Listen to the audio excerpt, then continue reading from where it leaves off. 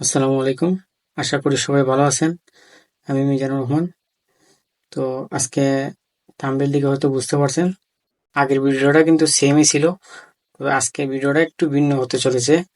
আগের ভিডিওটাতে আমরা চার্জ বাটনে ক্লিক করলে পরে অনলি অ্যাপস লিখে চার্জ দিলে পরে আমরা এই অফারগুলো শো করতো, কিন্তু এখন শো করতেছে না। হ্যাঁ, অনেক নাম্বারে শো করতেছে না। তো শো না করলে, হ্যাঁ, যদি শো না করে সেক্ষেত্রে আমরা কিভাবে হিট করব? যদি শো না করে, যেমন আমরা বাংলালিংক অ্যাপসে ঢুকলাম, অ্যাপসে ঢোকার পরে আমরা চার্জ বাটনে ক্লিক করলাম, এখানে অনলি অ্যাপ লিখলাম। হ্যাঁ, অনলি অ্যাপ। দেখেন এখানে কিন্তু অনলি অ্যাপ 40 জিবি শো করছে, but 20 GB 10 GB only app এগুলো কিন্তু শো করে না। এখন শো করে না যে সিমে, মানে যে কোনো সিমে এখন শো করে না। তো শো না করলেও কিভাবে হিট করবেন, আজকে এই প্রসেসটা আমরা এই ভিডিওতে দেখব। তো চলুন আমরা মূল ভিডিওতে চলে যাই।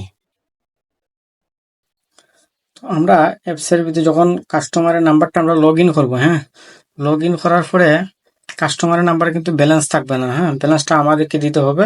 ওইটা কিন্তু কমিশনে নিয়ে দিলে ভালো হয়। হ্যাঁ, কমিশনের দিন নিয়ে দিলে লাভ করতে পারবেন, ভালো লাভ করতে পারবেন। তো দেখেন কাস্টমারের নাম্বারটা আমি লগ ইন করলাম, এখানে দেখেন 0 টাকা। তো আমি এই নাম্বারে যদি 20 জিবি দিই 200 টাকা কি করবো, আর যদি 10 জিবি দিই তাহলে 100 টাকা আমরা ওই নাম্বারে দিব। তো আমি 20 জিবি দিব, সেজন্য 200 টাকা আমি এই নাম্বারে লোড নিয়ে নিলাম বা হাউস থেকে নিলাম। তো ওইখানে দেখেন আমরা আগের মতোই অ্যাপ অনলি লিখে চার্জ করব।